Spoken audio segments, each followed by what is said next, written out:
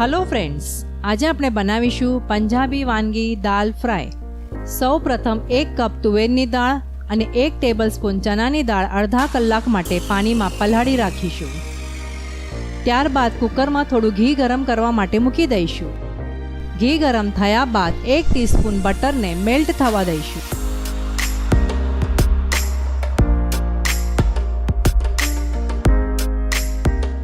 હવે એમાં 4 થી 5 લવિંગ, 4 થી 5 કાળા મરી, 2 થી 3 તમાલપત્ર અને 1 ટીસ્પૂન જીરું નાખીને હલાવી લઈશું।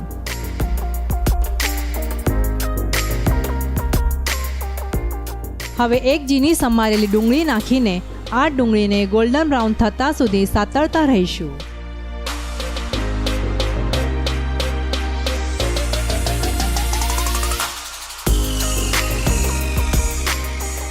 1 થી 1.5 ટીસ્પૂન આદુ લસણની પેસ્ટ નાખીને થોડું ફ્રાય કરી લઈશું।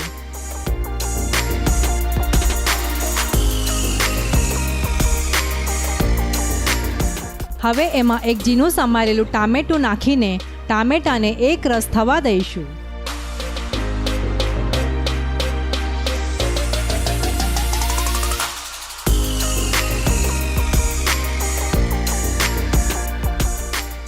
પછીથી એમાં 1/2 ટીસ્પૂન હળદર, 2 ટીસ્પૂન ધાણા જીરું, 1 થી 1.5 ટીસ્પૂન લાલ મરચું અને 1 ટીસ્પૂન કિચન કિંગ મસાલો નાખીને સાતળી લઈશું।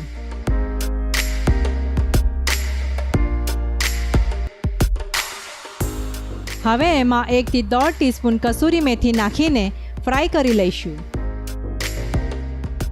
કસૂરી મેથી નાખવાથી દાલ ફ્રાયનો ટેસ્ટ ઘણો જ અલગ આવશે। હવે એમાં ડ્રેન કરેલી 1 ટેબલસ્પૂન ચણાની દાળ,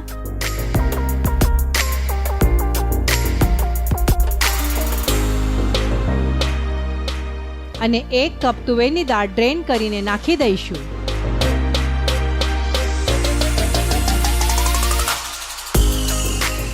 સ્વાદ પ્રમાણે મીઠું નાખીને આ દાળને મસાલામાં સારી રીતે મિક્સ કરી લઈશું।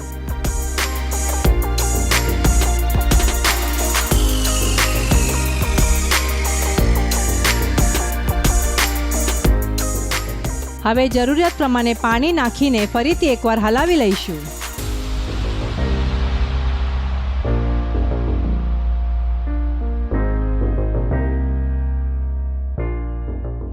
ત્યારબાદ કુકરને ઢાંકણ લગાવીને 4 થી 5 સીટી વગાડી લઈશું।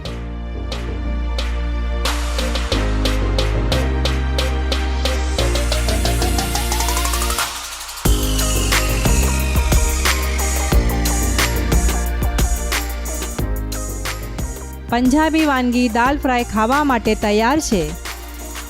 આ દાળ જીરા રાઈસ સાથે સર્વ કરીશું।